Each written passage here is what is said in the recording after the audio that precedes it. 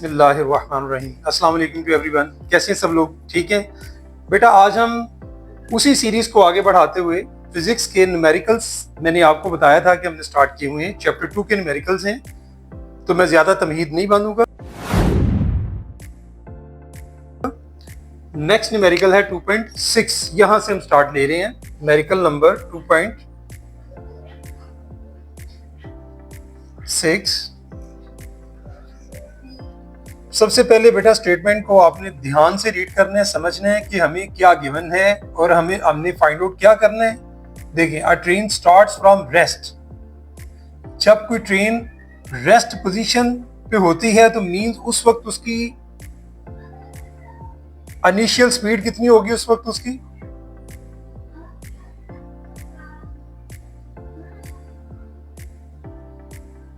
VI 0 metre पर second होगी। उसके बाद नेक्स्ट देखें, with an acceleration of 0.5 metre पर सेकंड स्क्वायर। हमें एक्सेलरेशन गिवन है,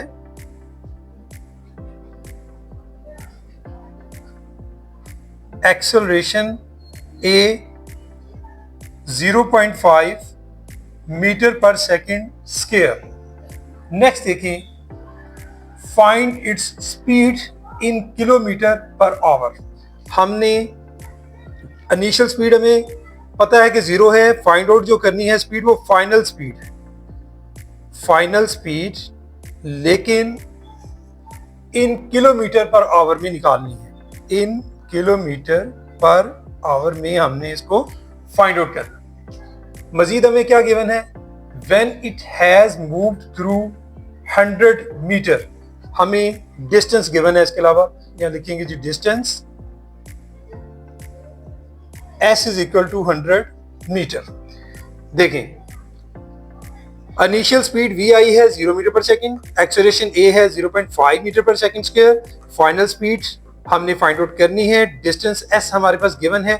इन सारी चीजों को देखते हुए हमें समझ आनी चाहिए कि हमने फार्मूला मींस कि हमने इक्वेशन कौन सी लगानी है, फर्स्ट, सेकंड या थर्ड। देखें, जब A आपके पास मौजूद हो, S हो, VI और फाइनल स्पीड इन किलोमीटर पर आवर है, वो आपने VF फाइंड आउट करने जा रहे हैं। तो VF आपने फाइंड आउट करनी है, तो कौन सी इक्वेशन लगेगी? नजर आ रहा है कि थर्ड, तो यहां लिखें जी वी नो दैट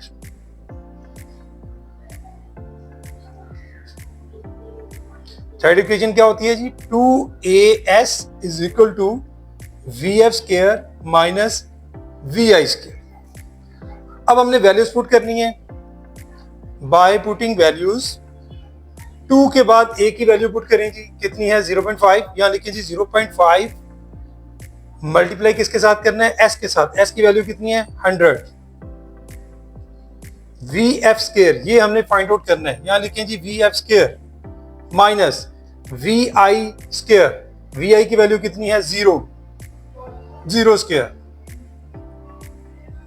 जी। अब आपको कैलकुलेटर की जरूरत पड़ेगी। आपने 2 को 0.5 से मल्टीप्लाई करना है। सबसे पहले ये देखें, 2 multiply by 0.5 multiply by 100। Answer हमारे पास क्या आ रहा है जी? 100। यहां लिखें 100 is equal to VF square और माइनस 0 होल स्क्वायर। 0 ही होता है, माइनस करेंगे यही रहेगा। हमने क्या फाइंड आउट करना है? हमने VF फाइंड आउट करना है। ये किस में है? स्क्वायर फॉर्म में है। तो क्या करेंगे? By taking square root on both sides. देखिए जी, 100 का स्क्वायर रूट ले लें, VF स्क्वायर इसका भी स्क्वायर रूट लें, 100। ये तो आपको जुबानी याद होना चाहिए, अगर नहीं भी याद तो कैलकुलेटर से निकाल लें। 10 इसका आंसर होता है। आप लिखें स्क्वायर रूट ऑफ 110। ये वैल्यू आ गई है आपके पास VF की। यहां से VF स्क्वायर और स्क्वायर रूट दोनों एक दूसरे को कैंसिल कर देंगे, तो VF की वैल्यू आ गई है हमारे पास 10। ये जो 10 है ये किस में है? मीटर पर सेकंड में। हमसे क्या कहा गया है कि भाई फाइनल स्पीड जो आपने निकालनी है वो किस में निकालनी है? इन किलोमीटर पर आवर में। तो इसको कन्वर्ट करेंगे। अब आप लोग कैसे कन्वर्ट करेंगे? देखिए भाई, 10 मल्टीप्लाई बाय सेकंड, जो देखिए पर सेकंड है, आपने क्या करना है, अगर यहाँ पर जब हम किलोमीटर से मीटर में जाते हैं तो हम 1000 से मल्टीप्लाई करते हैं किलोमीटर से मीटर में, ठीक है। बड़े यूनिट को छोटे यूनिट में कन्वर्ट करने के लिए मल्टीप्लाई किया जाता है। जब छोटे यूनिट से बड़ा यूनिट बनाते हैं तो हमेशा डिवाइड करते हैं। तो आप 1000 से इसको डिवाइड करेंगे मीटर से किलोमीटर के लिए। इसी तरह से आवर जो है वो आप नीचे लिखते थे, ठीक है जी। अब ये कहाँ लिखेंगे, आवर को सेकंड में कन्वर्ट करने के लिए 60 मल्टीप्लाई बाय 60 ये आप ऊपर लिखेंगे, बिल्कुल उल्ट। ये भी रेसिप्रोकल होगा, ठीक है। यहां पर आपका जो पर आवर है, ठीक है, सेकंड में कन्वर्ट होता है, यहां लिखना था, लेकिन आप चूंकि क्या कर रहे हैं, आप सेकंड से आवर में जा रहे हैं, तो उसके उल्ट होगा, ऊपर लिखेंगे। तो यहां पर ये किस में कन्वर्ट हो गया है, किलोमीटर पर आवर में। अब इसको आप सिंप्लीफाई कर लें मजीद। ये देखें, ये जीरो इस जीरो के साथ कट जाएगा, ये जीरो इस जीरो से कट जाएगा, ये वाला जीरो इस जीरो से कट जाएगा। बहुत आसान है। 6 6 36 और मल्टीप्लाई बाय 1 मीन कि 36 किलोमीटर पर आवर। ये बेटा आंसर होगा हमारे पास 2.6 जो न्यूमेरिकल था उसका। अब आप जो है, मैंने यहाँ पर मेंशन किया है इंपॉर्टेंट न्यूमेरिकल्स, क्योंकि लेक्चर काफ़ी लंबा हो जाता है, टाइम बहुत ज़्यादा स्पेंड हो रहा है। मेरी कोशिश है कि तमाम चैप्टर्स को टच किया जाए, तो इसलिए हम इसके उन न्यूमेरिकल्स को मज़ीद टच करेंगे जो बोर्ड के पेपर्स में 12 दफ़ा रिपीट हो रहे हैं, ठीक है जी। तो इसलिए कुछ न्यूमेरिकल्स को हम स्किप कर देंगे। नेक्स्ट न्यूमेरिकल जो करने जा रहा हूँ वो है 2.8। ये भी एक इंपॉर्टेंट न्यूमेरिकल है। देखिए इसकी statement, a cricket ball is hit vertically upward and returns to ground 6 seconds later. Calculate क्या करना है, maximum height reached by the ball और initial velocity of the ball. दो चीजें आपने फाइंड आउट करनी है। तो सबसे पहले आप यहां लिखें न्यूमेरिकल नंबर 2.8, डेटा इसका बनाएं। हमें क्या क्या गिवन है, हमें गिवन है जी cricket ball is hit vertically. पहले इसकी जरा समझ लें कि ये एक बॉल है, इसको हिट किया गया है और ये वर्टिकली अपवर्ड इस हाइट तक पहुंचा है, ठीक है। इसकी हाइट कुछ भी हो सकती है।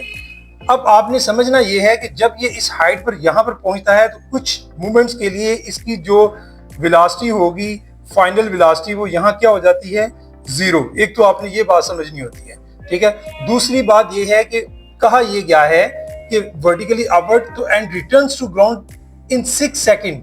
तो ये बॉल जो है यहां से एक पर्टिकुलर हाइट पर पहुंचने के बाद जब वो वापस आती है दोबारा यहाँ पर, तो उस वक्त इसको कितना टाइम लग रहा है, 6 सेकंड।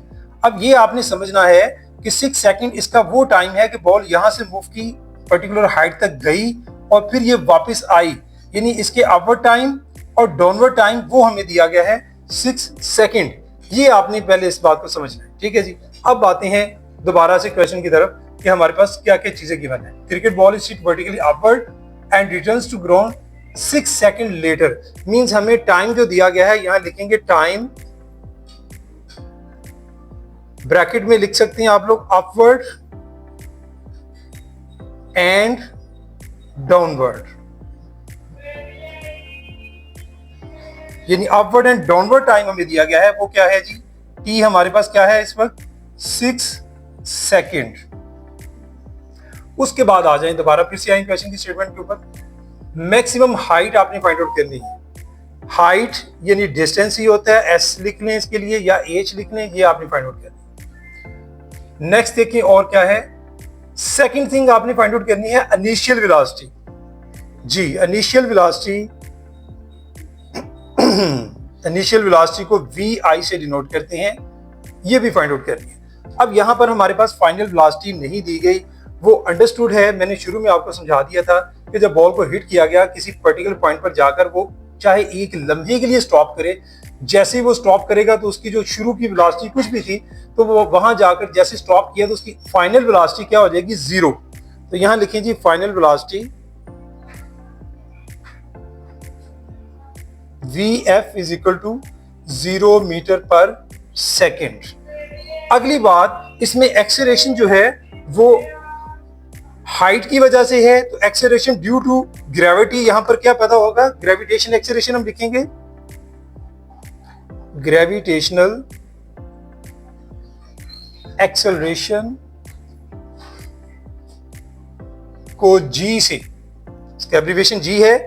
और देखें क्या है, मैंने लास्ट में भी बात की थी कि ये नेचर से हटकर है, यानी ये बजाय फ्री फॉल में अगर वो ऊपर से नीचे की तरफ आता तो फिर जी की वैल्यू पॉजिटिव होती है, और अगर नेचर से हटकर बजाय ऊपर से नीचे आने की बजाय नीचे से ऊपर की तरफ जा रहा है तो ये वैल्यू माइनस में जाएगी, -10 मीटर पर सेकेंड स्क्वायर। ये बात हमेशा याद रखनी है आपने, इसकी गलती नहीं करनी।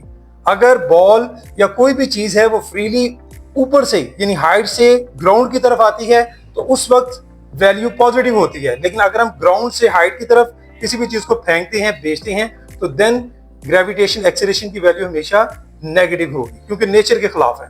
उसके बाद हम आगे चलते हैं। देखें जी हमारे पास क्या क्या चीजें गिवन थी, हमने देख लिया, फाइंड आउट क्या करना है। अब हम आ जाते हैं सोल्यूशन में। जी देखें, हमने फाइंड आउट पहले करना है यहां से हाइट। अगर हम हाइट फाइंड आउट करते हैं यानी एस, तो उसके लिए हमें जो जो चीजें रिक्वायर्ड हैं हम देखते हैं कि हम कौन सी इक्वेशन लगा सकते हैं। देखिए हमारे पास यहाँ पर टी की वैल्यू जो है वो मैंने शुरू में बताया है कि टाइम अपवर्ड एंड डाउनवर्ड का दिया गया है 6 सेकंड। अगर आप हाइट के लिए टी की वैल्यू देखना चाहते हैं तो वो जो हाइट के लिए यहां से बॉल यहां तक गई उस वक्त उसको कितना टाइम लगा, उस वक्त टाइम इस 6 सेकंड का क्या हो जाएगा, हाफ टाइम लगेगा, अपवर्ड टाइम। यानी हाइट, उसकी हाइट से कंसर्न सिर्फ अपवर्ड टाइम है, ये बात भी आपने याद रखनी है, क्योंकि यहां जाने के बाद जब वो ग्राउंड पे वापस आता है तो तब उसको 6 सेकंड लगती हैं, थोड़ी देर के बाद जब वो लिखा गया है। तो बात यह है कि हमने हाइट फाइंड आउट करनी है तो टी हमारे पास क्या होना चाहिए, यहाँ पर इसका हाफ हो जाएगा यानी 3 सेकंड। तो आपने एक तो ये चीज होगी। अब देखिए अगर मैं लगाता हूं S is equal to VIT वाला, ठीक है, प्लस हाफ AT स्क्वायर, तो उसमें देखें हमारे पास G है, ठीक है जी, T की वैल्यू भी है, लेकिन हमारे पास यहाँ पर VI की वैल्यू नहीं है, ठीक है जी। दूसरी तरफ आ जाएं फाइनल वेलोसिटी की तरफ, तो फाइनल वेलोसिटी तो हमारे पास है लेकिन यहाँ पर इनिशियल वेलोसिटी नहीं है। तो हम अगर पहले जो है वो VI फाइंड आउट करें तो VI फाइंड आउट करने के लिए हमें क्या फॉर्मूला लगाना पड़ेगा, VF is equal to VI plus GT, यानी ये सारी चीजें हमारे पास ऑलरेडी मौजूद हैं। तो पहले हम क्या निकालेंगे जी, यहाँ से हमें VI निकालना पड़ेगा। तो पहले हम निकालेंगे VI, नो डैट, किसके लिए, फॉर VI, हम VI फाइंड आउट कर रहे हैं। तो VF is equal to VI plus A की जगह पर यहां पर क्या आएगा, GT। तो हेयर मैं फिर रिपीट कर देता हूं कि हेयर जो T की वैल्यू होगी वो किसके इक्वल होगी, यहां जो है अगर मैं इस T को T1 कह देता हूं तो ये जो T है T1 इक्वल होगा T/2। T की वैल्यू हमारे पास कितनी है, 6 सेकंड, तो उसको आप 2 पे डिवाइड करेंगे तो ये आपके पास आंसर आएगा 3 सेकंड। इसको आपने माइंड में रखनी है ये बात। तो देखें जी आप फाइंड आउट क्या करने जा रहे हैं, यहां से VI, तो VF की वैल्यू कितनी है, 0, बाय पुटिंग वैल्यूज लिख सकते हैं आप यहाँ पर, बाय पुटिंग वैल्यूज।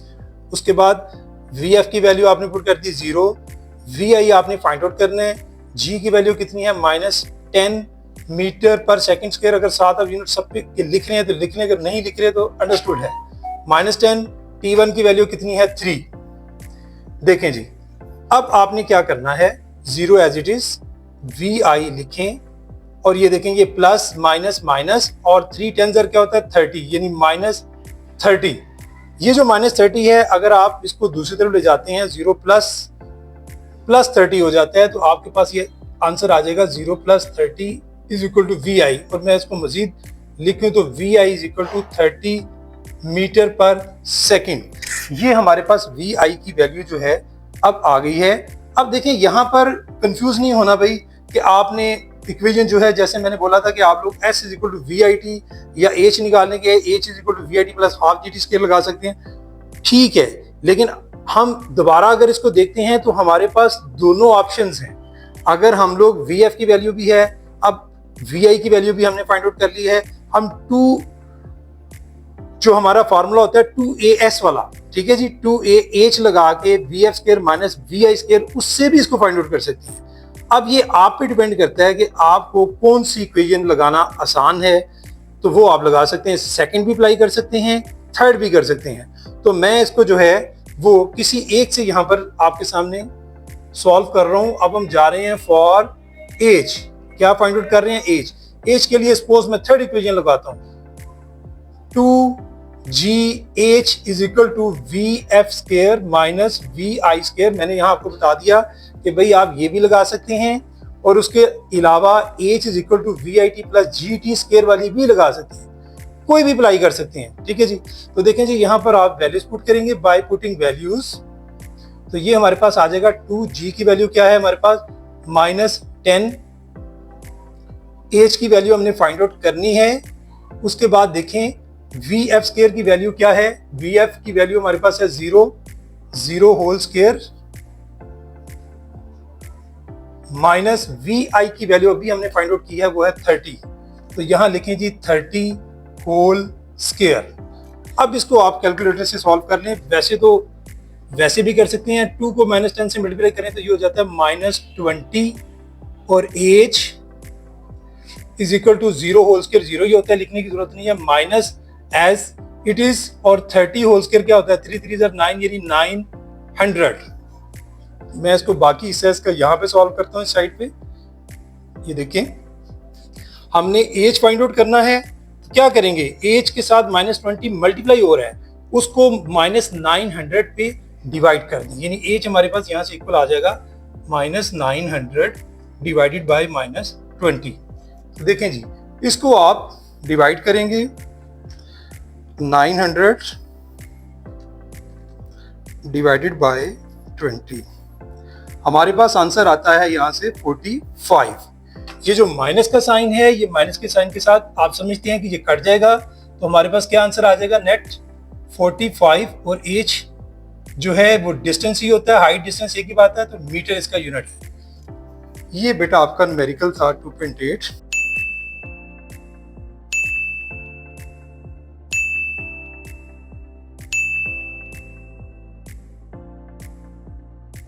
तो मैंने ज़रा थोड़ा सा वीडियोस को शॉर्ट करने के लिए, और दूसरा ये भी है कि जो इम्पोर्टेंट न्यूमेरिकल्स थे वो मैंने आपको करवा दिए। एक आपका पीछे हमने एक लेक्चर पहले भी आपके साथ शेयर किया था, ये उसी में उसका नेक्स्ट पार्ट था।